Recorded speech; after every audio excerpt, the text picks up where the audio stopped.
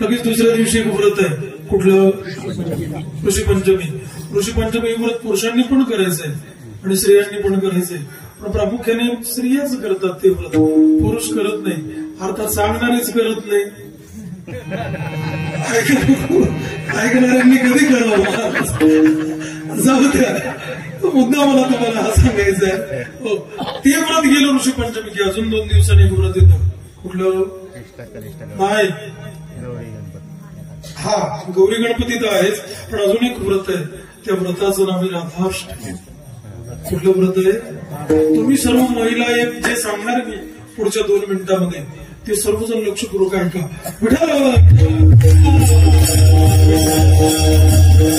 राधाष्टमीच्या व्रताचं इतकं अनन्यसाधारण महात्म्य आहे, इतकं अनन्यसाधारण महात्म्य आहे.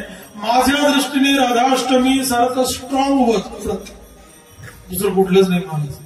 आम्ही सर्व वारकरी एकादशा करतो, ऐका ना, आम्ही सर्व वारकरी एकादशा करतो. 12 महिन्यामध्ये एकादशा किती? 24 एकादशा, आणि अधिक मास जर आला तर 2 प्लस करा, किती झाले? 26. पण 12 महिन्यामध्ये एकादशा 24च आहेत. म्हणजे सलग 1 वर्षभर जर एकादशीचं व्रत केलं तर 24 एकादशा केलेल्याचं पुण्य आपल्याला मिळतं. पण राधाष्टमी व्रताचं असं महात्म्य आहे, हो, 1000ला 100ने गुणायचं. काय झाला गुणाकार? 1 लाख झाला, बरोबर ना? 1000ला 100ने गुणलं, उत्तर काय आलं? 1 लाख. राधाष्टमीचं एकच व्रत केलं एकादशी सारखं निष्ठेने, हो, तर 1 लाख एकादशा केलेल्याचं पुण्य मिळतं. ही राधाष्टमी व्रताची महत्त्व, ही राधाष्टमी व्रताची महत्त्व आहे. काय तुम्हाला राधाष्टमी, आता तुम्ही आपण सर्व विप्रवर्यांना गोदान करू शकत नाही, कारण तेवढं आमचं सामर्थ्य नाही, आणि ज्यांचं सामर्थ्य त्यांची दानच नाही, आहे का नको? मग ते करू शकत नाही. पण त्या गोदानाचं पुण्य फ्रीमध्ये मिळावं असं जर वाटत असेल तर राधाष्टमीचं व्रत जर केलं ना, तर सहस्र शृंगारलेल्या गायी दान केलेल्याचं पुण्य त्या राधाष्टमीच्या व्रतधारकाला मिळतं. हा राधाष्टमी व्रताचा प्रभाव आहे. भूमिदानाचं पुण्य मिळतं. एकच व्रत करायचंय फक्त, कुठलं? राधाष्टमी. गणपती बाप्पा बसला तर 4थ्या दिवशी राधाष्टमी येते. त्या राधाष्टमीचं व्रत एकादशी सारखं करायचं की ते, आता ते व्रत त्या दिवशीच्या कीर्तनामध्ये मी भरपूर माहिती राधाष्टमीची सांगितली. आता आपला विषय जरा वेगळा आहे म्हणून राधाष्टमीचं व्रत आहे, नंतर मला वाटतं वामन जयंती उद्याकडे आहे, आज एकादशी, अनंत चतुर्दशी, हे या महिन्याचा विशेष आहे सर्व.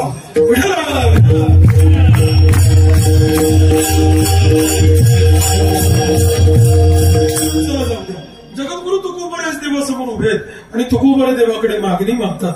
खरं तर कोणी मागावं आणि कोणाकडे मागावं याचं शास्त्र आहे. अपूर्ण असलेल्या जीवाने मागावं. कोणाकडे मागावं? पूर्ण असलेल्या देवाकडे मागावं. कारण जीव अपूर्ण आहे आणि देव सच्चिदानंद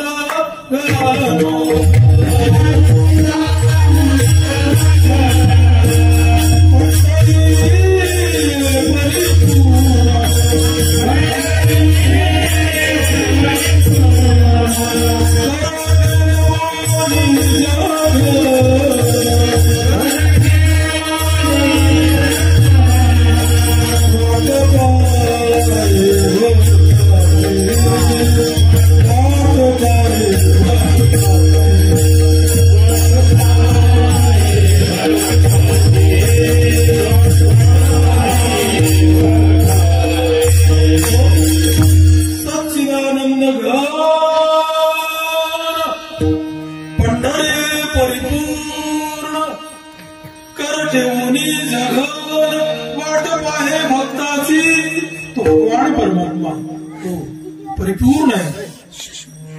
कमरे भक्ताची वाट बघतोय म्हणून तुम्हाला सांगू, त्याच्याजवळ जागो आणि त्याच्याजवळ मागावं. आज जगद्गुरु तुकोबाऱ्या ते देवासमोर आहे आणि जगद्गुरु तुकोबाऱ्या देवाला मागतात. एक सांगू सज्जन हो, संत सेवा करतात पण मागत नाही. आम्ही सेवा करत नाही तरी मागितल्याशिवाय आमची सेवा कमी आणि मागणं. माणूस संसार जेवढा चांगला करतो तेवढा परमार्थ चांगला करतो का सांगा? परमार्थामध्ये धकव राहते महाराज. संसार माणूस तंतोतंत करतो पण परमार्थामध्ये इतकं धकव राहते. हो, आता इथे चांगलं आयोजन आहे, मार्गदर्शक मंडळी अतिशय सुंदर आहे. एका गावाला मी स्वतःला गेलो म्हणून हो, ग्रामपंचायतचा हा जो खांब आहे ना, या खांबाला लाईट लावलाय ना, त्या लाईटाखाली कीर्तन चालू होतं. हो खरंच. त्यांना मी विचारलं, म्हटलं स्पीकरचा आवाज येत नाही. ते म्हटले बाबा तुम्ही फेटा बांधा, आम्ही स्पीकर नाही लावत का, खूप दिवसांची परंपरा आहे म्हटले. परंपरेच्या नावावर काही खपवतात लोक. ठीक आहे म्हटलं, काही हरकत, स्पीकर नसेल बुवा, चला यांची परंपरा आहे, हरकत नाही, स्पीकर नाही. आम्ही निघालो, फेटा बांधून निघालो. बघितला तर तो ग्रामपंचायतीचा बल, त्याच्या खाली कीर्तन.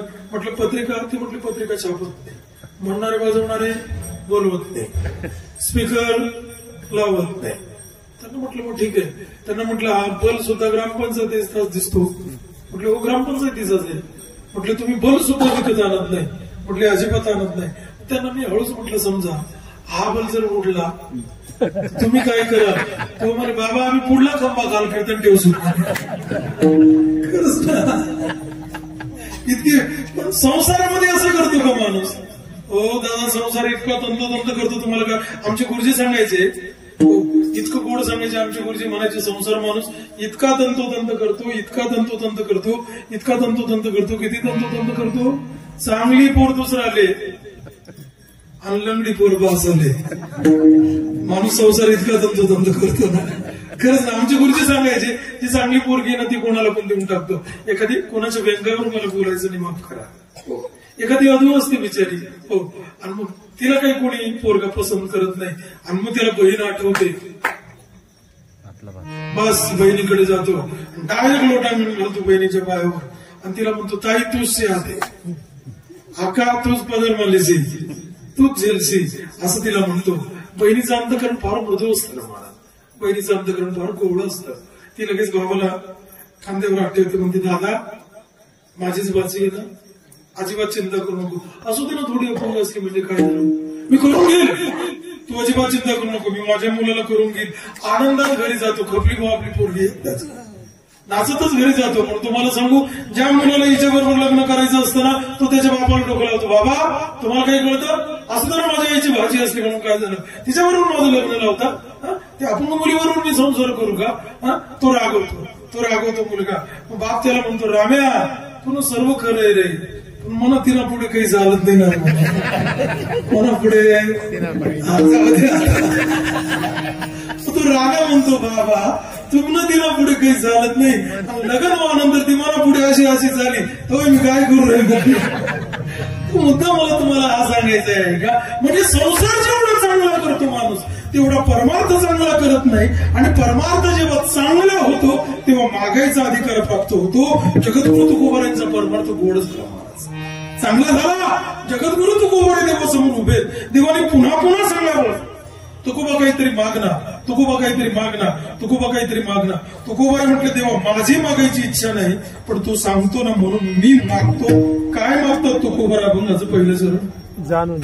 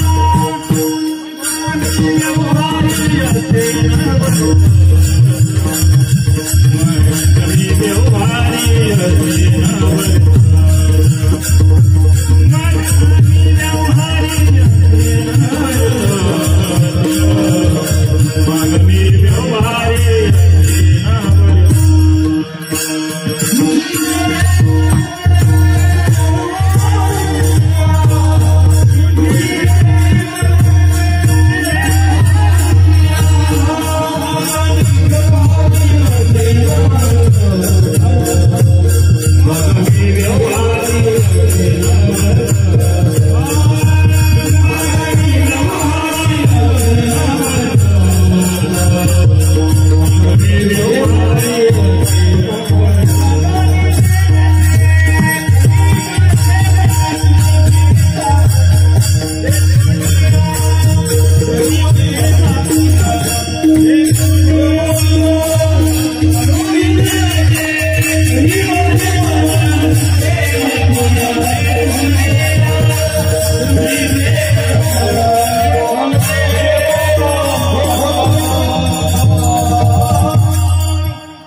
अतिशय गोड. आमच्या सर्व मंडळींकरता एकदा जोरदार टाळ्या. फार सुंदर. महाराज म्हटले जाणून नेन ते खरी माझे तुकोबरांची मागणी. बरं तुकोबर देवाला म्हणतात, देवा अगोदर माझं हे मन जाणतं कर, जाणतं झालं की मग पुन्हा नेणतं कर. अशी कशी विक्षिप्त मागणी तुकोबरांची आहे का? ज्यार्थी मनाला जाणतं करायला लावतात त्यार्थी सरळ सरळ आहे. मन स्वभावता नेणत असलं पाहिजे. मन स्वभावता नेणत आहे म्हणून तुकोबर त्याला जाणतं करायला लावतात. एकदा मन जाणतं झाल्यावर त्याला नेणतं करायची काय गरज आहे? काय गरज आहे? तुम्ही सांगा ना मला. देवा मला ग्रामपंचायतीचा सदस्य कर, केला. आता देशाचा पंतप्रधान कर, केला. परत मला पंचायतीचा सदस्य कर. अरे एकदा एवढ्यावर गेल्यानंतर खाली यायची काय गरज आहे? हो ऐका ना. मग तुकोबर असं कसं काय देवाला म्हणतात, तेव्हा अगोदर माझं मन जाणतं कर आणि जाणतं केलेलं मन पुन्हा नेणतं कर, असं सांगण्याचं कारण काय? त्याचं कारण सांगतो तुम्हाला, ऐका भेटलं.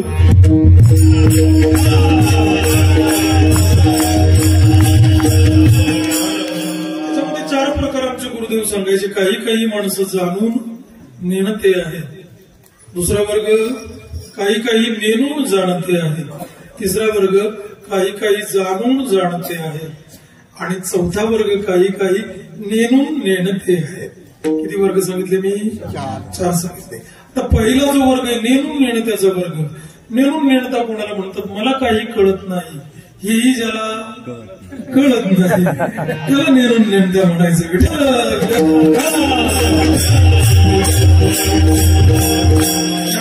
ज्ञानेश्वरीमध्ये मोठं गोड उदाहरण आहे.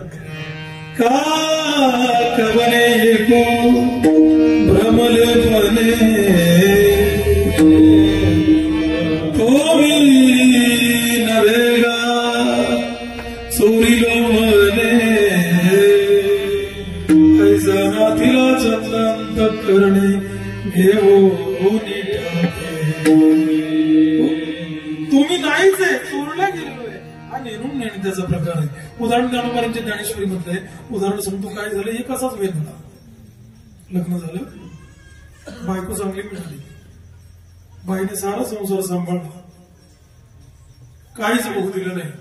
जरा लेकर थोडी मोठी व्हायला लागल्यावर बाई म्हटली, का तुम्ही थोडंफार शिकलं पाहिजे ना जर काहीतरी. ते म्हटले, मग मी वेडा आहे का? मी तुम्हाला वेडा म्हटले का? पण तुम्ही जरा व्यवहार कळायला पाहिजे. आता आज आपल्या गावचा बाजार आहे. म्हटले मग जा बरं तुम्ही बाजार करून आणा. तो म्हणजे पिशवी आणि यादी तुला बाजार करून दाखवतो. ठीक आहे, काही हरकत नाही. वेंदळाच होता, वेडाच होता. बाईने यादी करून दिली, पिशवी दिली, पैसे दिले, हो, आणि बाजाराला निघाला. परत काहीतरी आठवलं, तिथून रिवर्स झाला आणि बायकोला हळूच म्हटलं, काय ग बाजारामध्ये खूप जास्त गर्दी असते का? ती म्हटलं, हो आठवड्याचा बाजार आहे, पंचक्रोशीतल्या सर्व गावांची लोक येतात, जीवनावश्यक वस्तू खरेदी करायची असतात प्रत्येकाला, सर्वजण येतात. आणि मग यांनी हळूच सांगितलं, समजा बाजारामध्ये इतकी गर्दी असते म्हणजे, हो, आणि समजा मी बाजार करता करता दौडी गोती तू काय करशील म्हणे. आता खरं सांगा, हा हरवेल का गावातल्या गावात? बरं समजा हरवला गावातल्या गावात, सापडणार नाही का? पण हा नेणून नेणत्याचा वर्ग आहे. मग ती बाई हुशार होती, तिने काय केलं, तिला माहिती होतं हे आपल्या येडपटे असं. तिने लगेच एक दोरा घेतला, त्याच्या डाव्या पायाला दोरा गुंडाळला आणि त्याला सांगितलं, हा बघा दोरा तुमच्या पायाला गुंडाळलाय, दोरा जोपर्यंत आहे तोपर्यंत तुम्ही आहात, दोरा तुटला की समजून घ्यायचं तुम्ही हरवला. रस्त्याने चालता चालता दोऱ्याकडे बघायचा, दोरा दिसला का लगेच म्हणायचा, शेवभर वाजून. असं करत करत बाजारामध्ये गेला. आता तिथे सापाचा खेळ चालू होता ना, त्या सापाच्या खेळामध्ये शिरला, खेळ बघायला लागला. एक साप अचानक टोपलीतून बाहेर पडला, लोकांमध्ये शिरला, झुंबड उडाली लोकांची, लोक सैरावैरा पळायला लागले. त्याच्यात 10-5 लोक पडले, त्याच्यामध्ये हा पण खाली पडला. याच्या पायाच्या त्या दोऱ्यामध्ये एकाच्या पायाची करंगळी गुंतली आणि दोरा तुटल्यानं महाराज उठून उभा राहिला, पायाकडे बघितलं, दोरा न दिसल्या बरोबर ओरडला, ओ बाप मी दौडी गुरु भाऊ. मोठमोठ्याने ओरडतो, मी हरवलो असं मोठमोठ्याने ओरडतो. सर्व बाजारातले लोक बघायला लागले, काय झालं याला, पण ओरडणं चालू, मी हरवलो. त्याचा पुतण्या आला होता बाजार करायला, त्याच्या पुतण्याने बघितलं. तो म्हटलं, अरे बापरे, माझा काका बाजारामध्ये ओरडतो. बरं त्याला माहिती होतं हे गिऱ्हाईक या डिपार्टमेंटचं नाही, हा आला कस काय इकडे. मग त्यांनी विचार केला आता आपण जर याच्याकडे गेलो तर हा आपला ऐकणार नाही, मग याच्याकरता याचा स्पेशलिस्ट आणावं लागेल. कोण? हा पळत पळत घरी गेला आणि मोठ्याने आवाज दिला, काकू काय झालं बेटा? अगं माझे काका बाजारामध्ये मोठ्याने ओरडतात. काय ओरडतात रे?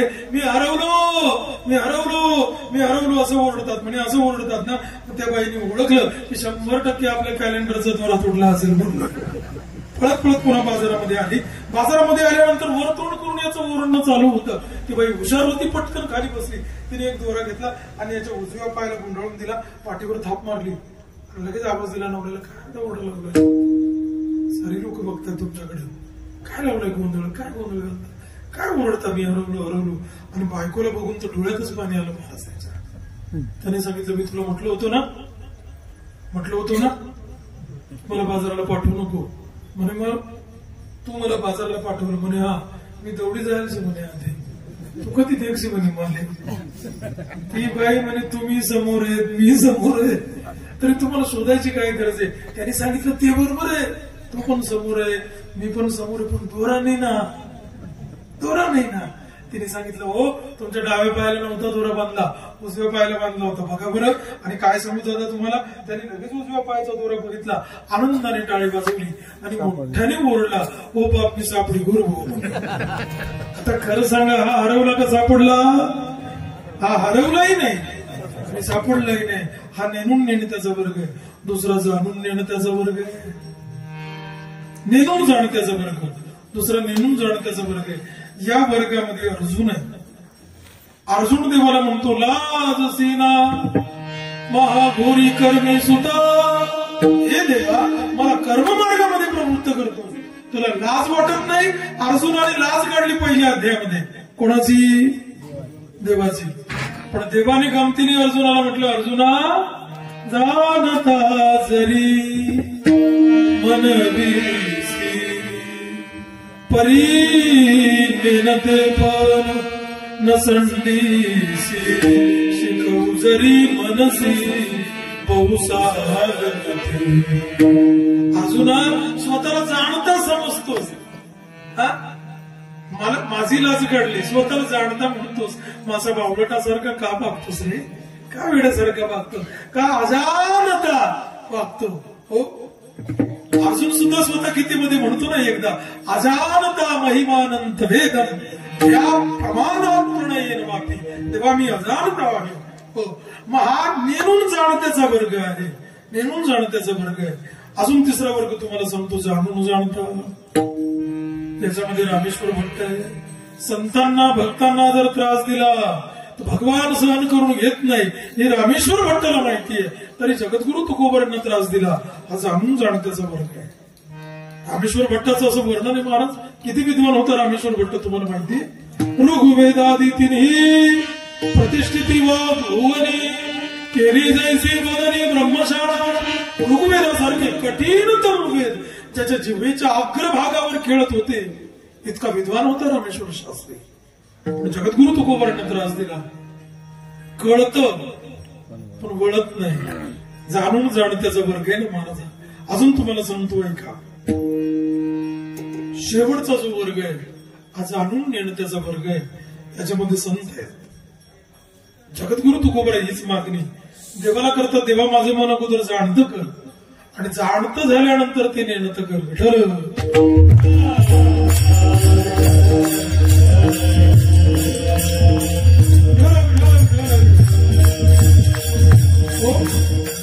मग जाणतं हे मन करायचं आणि मन जाणतं झालं का मग ते नेणतं करायचं.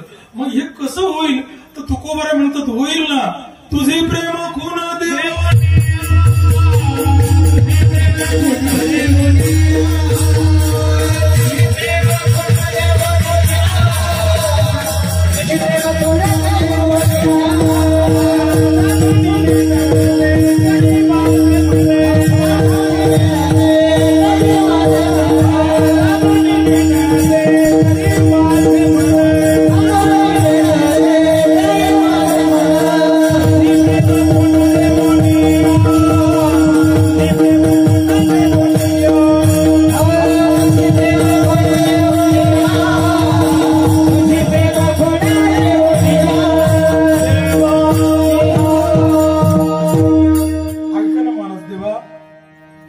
प्रेमाची खूण जर मला दिलीस, माझं हे मन जाणून नेणतं होईल.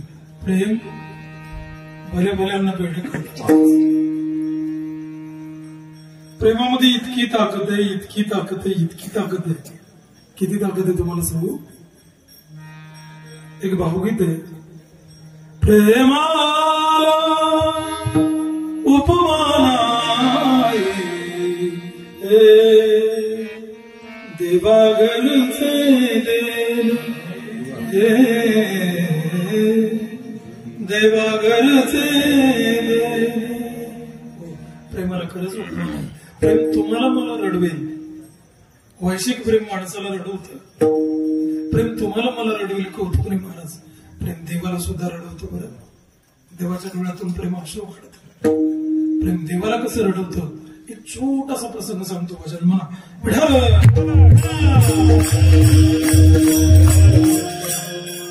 प्रेम देवाला कसं रडवतं सांगतो ऐका. ज्ञानोबरायांची तीर्थयात्रा झाली. पंढरीमध्ये मापंतांचं जेवण झालं. देवाने ज्ञानोबरांना सांगितलं, ज्ञानदादा काय मनामध्ये चाललंय घाल मी आता दिसो नये जना ऐसे करा नारायणा.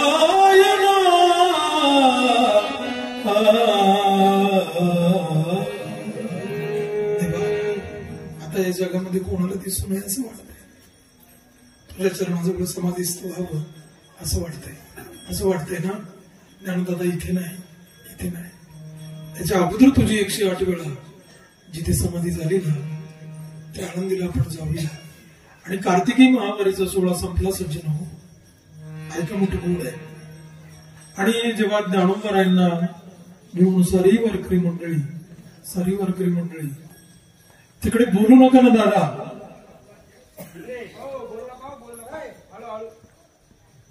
सर्व वारकरी मंडळी जेव्हा आनंदीमध्ये दाखल झाले, देवाने नेमून दिलेलं काम प्रत्येक संत करतोय. पण कोणाच्याही चेहऱ्यावर हास्य नाहीये. नामा म्हणे संत कासा विस सारे लाविती पदार ढोळी सारे समज रडत आहे. काय करावं कळे ना. एकादशीचा जागर झाला, द्वादशीचं पारणं झालं. देवाने उद्घोषणा केली ऐका, उद्या कार्तिक वद्य त्रयोदशी, अतिशय चांगला दिवस. उद्या दुपारी माध्यानाच्या वेळी चांगला मुहूर्त आहे. आपण ज्ञानदादाला समाधीस्थ करायचंय. सारा वारकरी समाज हे लावला महाराज. काय करावं कळे ना कोणाला. सर्वांना माहिती होतं ही ज्ञानोबराई आजची रात्र शेवटची रात्र आपल्या बरोबर आहे. उद्यापासून ज्ञानोबराई आपल्यामध्ये नसतील. सारे संत रडत आहेत. त्रयोदशीचा दिवस उजाडला. सर्व तीर्थांचं आपण देवाने अलंकापुरीमध्ये गेलं. ज्ञानोबरांना मंगलस्नान घातलं. दिव्य पीतांबर परिधान करायला दिला. राही रुक्माईने बनवलेल्या जेवणातून ज्ञानोबरांनी ग्रास घेतला. पाणी प्राशन केलं. समाधीची घटका जेव्हा बळत आली ना तेव्हा निवृत्ती दादांना देवाने सांगितलं, निवृत्ती दादा मुहूर्त जवळ आलाय. देवी निवृत्ती धरी दोन्ही का जातो ज्ञानेश्वर बैसावया.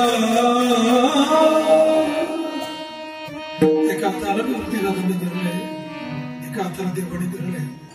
आणि ज्ञानोबरांना जेव्हा समाधीच्या विवराकडे घेऊन चालले, मंद मंद मंद मंद पावलं टाकीत ज्ञानोबर आहे समाधीच्या विवराकडे चालले.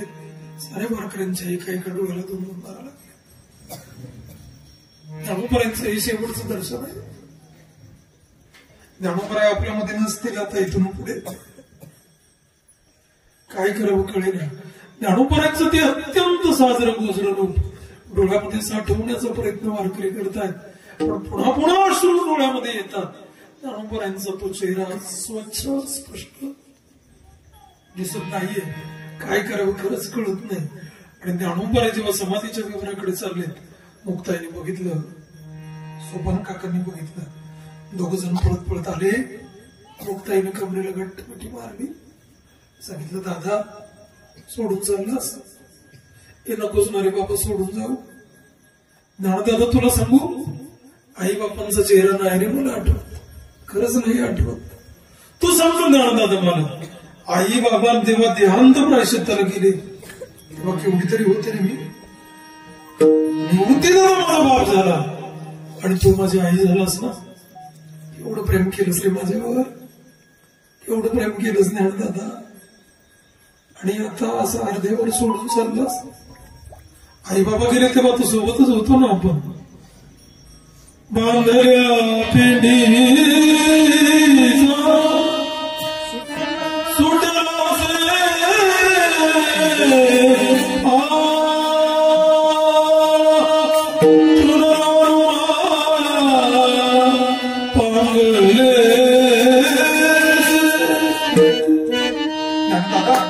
एखादी गवताची पेंडी असावी आणि गवताच्या पेंडीचा जरा आळा सुटला ना रे, गवताच्या काड्या जसं राजमाळ विखरून जातात तसंच नाता, तसंच नाता. तू इथे आळंदीला समाधीस्थ होतोय आणि वरती दादा कुठे जाणार आहे, सोपाना कुठे जाणार आहे, आणि मी याने कुठे जाऊ रे, कुठे जाऊ. हे नकोच ना रे बाबा सोडून जा. ज्ञानदादा मला माहिती आहे, खरंच मला माहिती आहे मी तुला फार त्रास दिलाय रे, प्रचंड त्रास दिलाय. पण तुला सांगू, लहान आहे ना रे मी, लहान बहीण भावाला त्रास देत नाही. वाटल्यास ना ज्ञानदादा मी तुझ्या पाया शपथ सांगते, इथून पुढे ही मुक्ता तुला कधी म्हणून त्रास देणार नाही, कधीच नाही देणार त्रास. नकोच ना रे बाबा जाऊ, खरंच नको जाऊ. मुक्ताईची मिठी ज्ञानोबरायांची कमरीला घट्ट आहे महाराज, घट्ट मिठी मुक्ताईची. मुक्ताई ज्ञानोबरायांना सोडायला तयार नाही, ज्ञानोबरायांना सोडायला तयार नाही. काय करावं कळेना. ज्ञानोबरांनी मुक्ताईच्या तोंडावरून हात फिरवला, आपल्या हाताने मुक्ताईचे आश्रू पुसले आणि मुक्ताईला सांगितलं, मुक्ते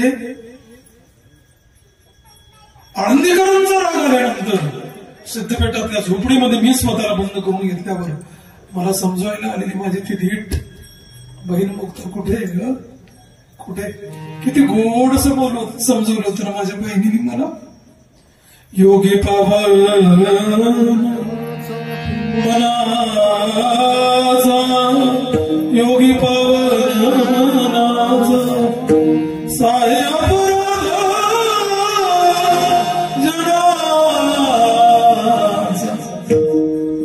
किती किती गोड समजवलं मला. कुठे ग माझी ती मुक्ता, हे मुक्ते असली रडूबाई नाही ग माझी बहीण, नाही असली रडूबाई माझी बहीण नाही. माझी मुक्ता केवढी विशाल अंतःकरणाची आहे, केवढा उदात्त विचार मुक्तेचा आहे, हो केवढं व्यापक मन माझ्या मुक्तेचं आहे.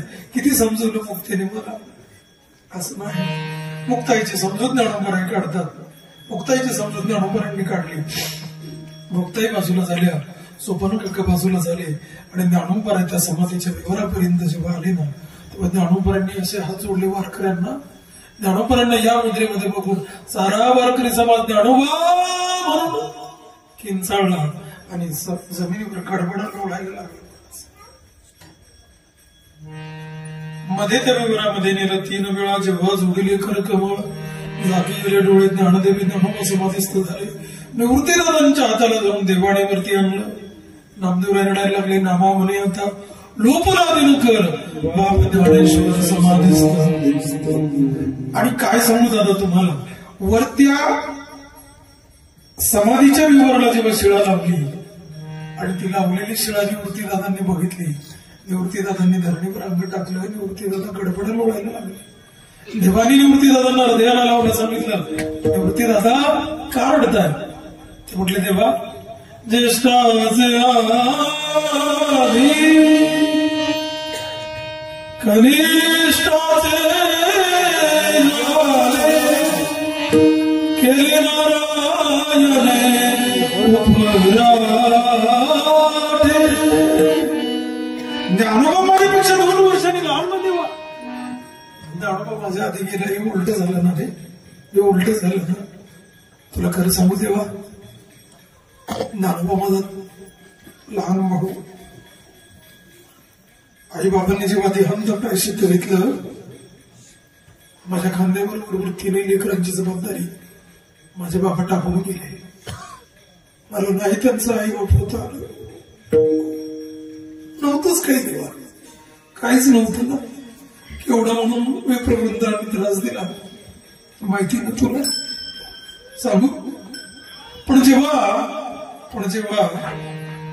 गहिनीनाथांचा मी अनुग्रह घेऊन आलो आणि ज्ञानोबाला दीक्षित केलं, त्या दिवसापासून ज्ञानोबा माझ्या बरोबर भावासारखं नाही वागला, शिष्यासारखं वागला. अवंद्याये कधी नाही केली गुरु शिष्य सिद्धीने.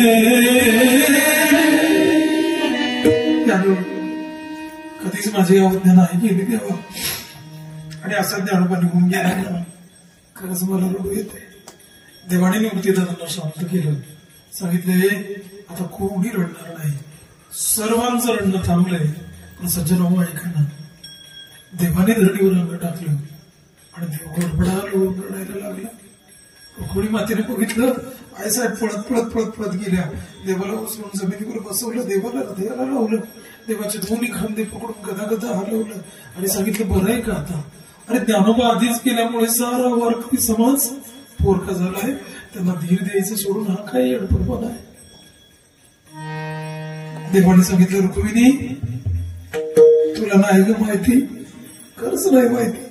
असला ज्ञानोबा ना आता परत या भूतलावर जन्माला नाही येणार, खरंच नाही येणार.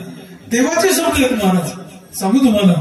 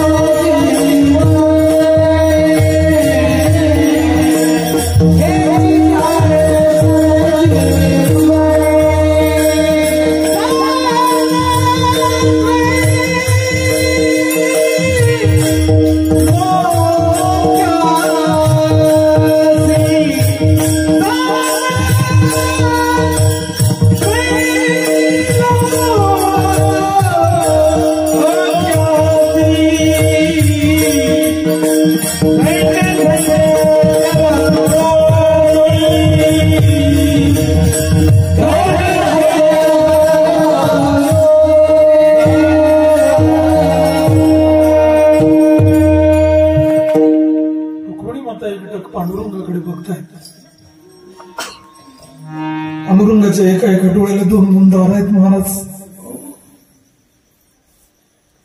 रुक्मिणी मातेने विचारला, थांबा नका ना रडू. देवाने सांगितलं, रुक्मिणी तुला नाही का माहिती, खरंच नाही माहिती. असला ज्ञानोबा परत नाही ग जन्माला येणार. काय गोड शब्द देवाचे. देव म्हणे रुक्मिणी ऐकच योगी देखिला नयनी हे जिजान संजीवनी जानतई क्या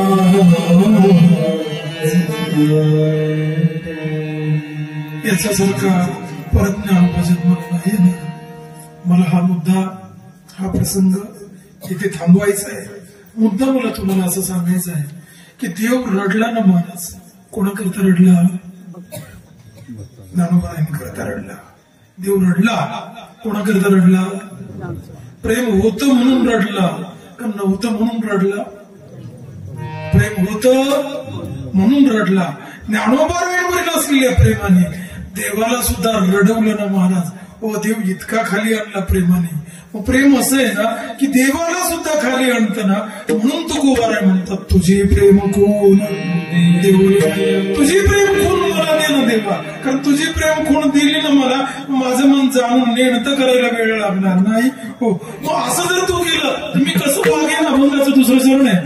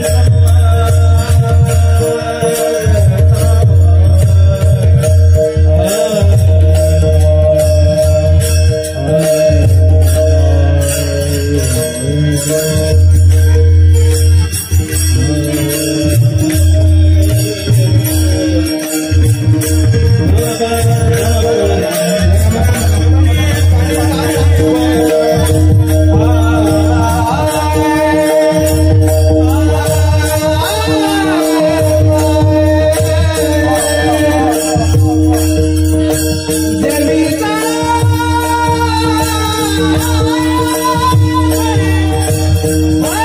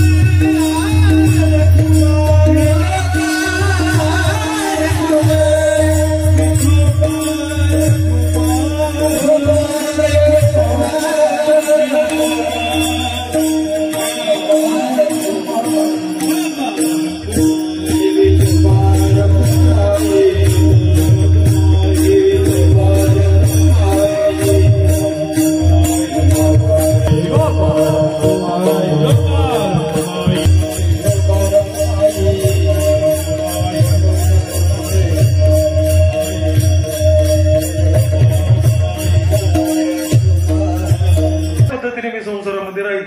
ऐकून नायकी निंदा स्तुतिकानी जैसा का उन्मनी योगीराज. निंदेला स्तुतीला माझ्या जीवनामध्ये काहीच स्थान राहणार नाही. उन्मनी स्थितीला पोहोचलेल्या योग्याप्रमाणे माझं जीवन असेल. देखो नि ना देखे प्रपंच हा दृष्टी स्वप्नीचे ही सृष्टी चेल्या आजबी. अशा पद्धतीने मी वागेल आणि मग हे सर्व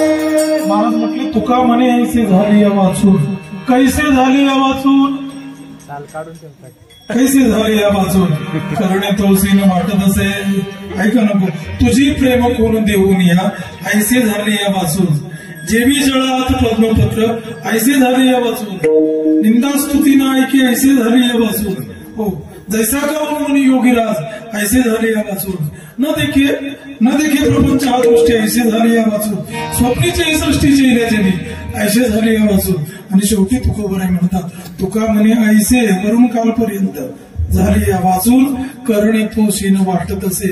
मग बाकी सर्व सीनच आहे. यानेप्रमाणे अभंगाच्या 5 चरणांचा अर्थ आहे परमश्रद्धेय, परमादरणीय हरिभक्तीपरायणांचे लौकिक महाराजांच्या आज्ञेस्तव इथपर्यंत येणं झालं. परमादरणीय काका भेटले आमचे परमश्रद्धेय मनोजी असतील, परिसरातून आलेली सर्व वारकरी मंडळी, आज अमरावती पाड्यावरून आमचा हा आप्पा आणि त्यांचा परिवार, बरीच मंडळी आलेली आहे.